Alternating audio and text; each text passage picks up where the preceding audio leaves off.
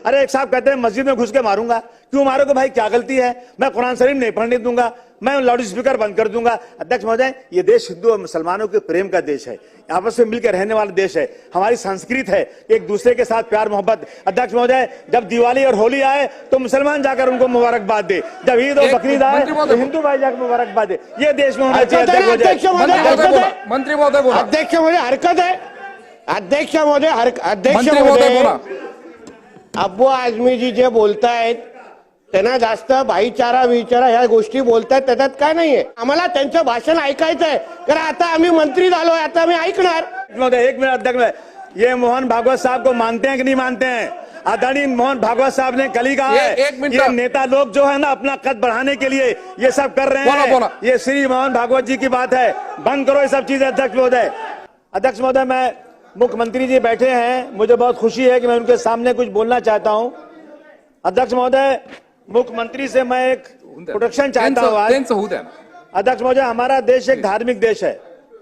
अध्यक्ष महोदय, यहाँ धर्म के मानने वाले लोग हैं, अपने धर्म के खिलाफ, अध्यक्ष महोदय, महापुरुषों के खिलाफ यदि कोई बोलता है, इस पर जान देने को तैयार रहते हैं लोग। अध्यक्ष महोदय, अगर भीमराव अंबेडकर साहब, जिनको लोग भगवान मानते हैं, कई जगह उनको पूजते हैं, अध्यक्ष महोदय, अगर उनके खिलाफ कोई बात होती है तो लोग सड़क पर उतरते हैं, लोग सड़कों पर उतरते हैं, लोग मारे जाते हैं, कई लोग जेल में जाते हैं, कई लोगों की मौत हो जाती है। अध्यक्ष महोदय, अभी परभनी का वाकया सबके सामने है। अध्यक्ष महोदय, अध्यक्ष महोदय, शायद 2021 में जेम्स लेन ने एक किताब लिखा था किसी के खिलाफ अपमानित। मैं कुछ ज्यादा बात करना नहीं चाहता हूं, लेकिन अध्यक्ष महोदय, जब जेम्स लेन की किताब आई तो लोगों को बहुत क्रोध आया। लोगों ने जाकर पुणे में उस लाइब्रेरी को जला दिया, क्योंकि ये अपमान हम किसी महापुरुषों का बर्दाश्त नहीं कर सकते।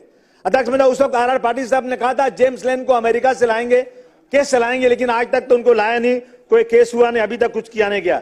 अध्यक्ष महोदय, इस तरह त्रिपुरा में एक मस्जिद पे हमला हुआ, कुरान शरीफ जलाया गया, हुजूर सल्लल्लाहु अलैहि वसल्लम के खिलाफ, नामुसे रिसालत के खिलाफ हुआ। तो अध्यक्ष महोदय, मालेगांव में, नांदेड़ में, अमरावती में लोग सड़क पर उतरे। अध्यक्ष महोदय, उसमें मालेगांव में 70 लोग 1 साल तक जेल में रहे, अगर नांदेड़ में लोग जेल में रहे।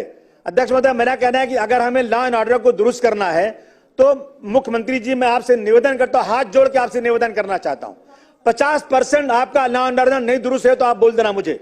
अध्यक्ष महोदय, जब भी नवरात्रि आती है, मस्जिद के सामने आकर के क्या जरूरत है वहां पर सर, वहां पर आके ये कहना कि इस देश में रहना है तो आपको जय श्री राम कहना है। अध्यक्ष महोदय, अगर कोई मना करता है, रुकिए अध्यक्ष महोदय, मुसलमानों को क्यों मजबूर किया जाता है? अध्यक्ष महोदय, गुंबद पर चढ़ करके वहां पर गेरुआ झंडा लगा दिया जाता है।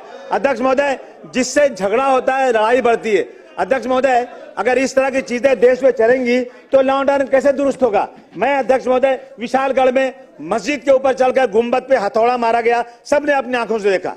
अध्यक्ष महोदय, मैं मुख्यमंत्री जी, मैं आपका ध्यान दिलाना चाहता हूं कि विशालगढ़ में मस्जिद में घुसकर कुरान शरीफ जलाया गया, वहां पर 45-50 लोगों का घर बिल्कुल तोड़ दिया गया। क्या गलती थी उनकी? अध्यक्ष महोदय, ये सिर्फ हिंदू और मुसलमानों के बीच में जिस तरह से झगड़ा कराया जा रहा है, उसमें कहीं ना कहीं मुख्यमंत्री जी को आपको रोक लगाना जरूरी है। बांग्लादेश में हमारे भाइयों के साथ वहां पर जाति हो रही है, हम उसकी निंदा करते हैं, उसकी खुली निंदा होना चाहिए। लेकिन मेरे देश के अंदर अध्यक्ष महोदय, ट्रेन के अंदर एक पुलिस वाला मुसलमानों को निकाल के गोली मार देता है।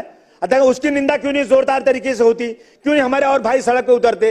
अध्यक्ष महोदय, एक टीचर एक बच्चे को खड़ा करती है और दूसरे बच्चों से कहती है इसको मारो। क्यों मारो? कि ये मुसलमान है। बच्चा रोता है। अध्यक्ष महोदय, मैं आपसे आज एक आपसे गुजारिश करना चाहता हूं। अध्यक्ष महोदय, अभी यहाँ पर बुल्डाना में धाड़ जगह पे टीपू सुल्तान की जयंती परमिशन के साथ मनाई गई, परमिशन मिला, और उसके बाद किसी ने पटाखा फोड़ा।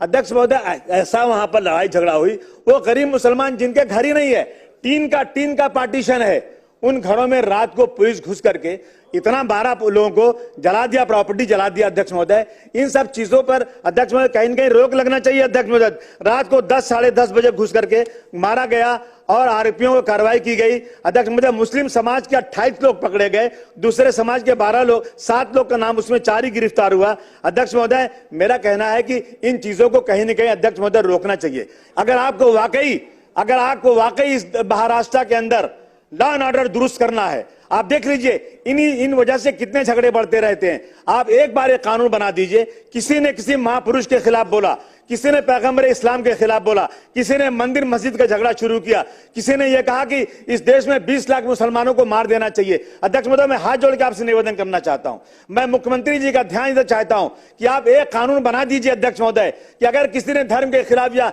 ऐसे महापुरुषों के खिलाफ बोला तो कम से कम ऐसा कानून बने कि उसकी जमानत ना होने पाए और कम से कम 2-4 साल जेल में रहे और 10 साल की सजा उसको होना चाहिए। अध्यक्ष महोदय, हिंदू मुसलमानों को आपस में भाईचारगी करना बहुत जरूरी है अध्यक्ष महोदय, इसलिए मैं आपसे गुजारिश करने आज आया हूं। अध्यक्ष महोदय, महल झोपड़ी सबका मुकद्दर फूट जाएगा अगर ये साथ हम हिंदू और मुस्लिमों का छूट जाएगा।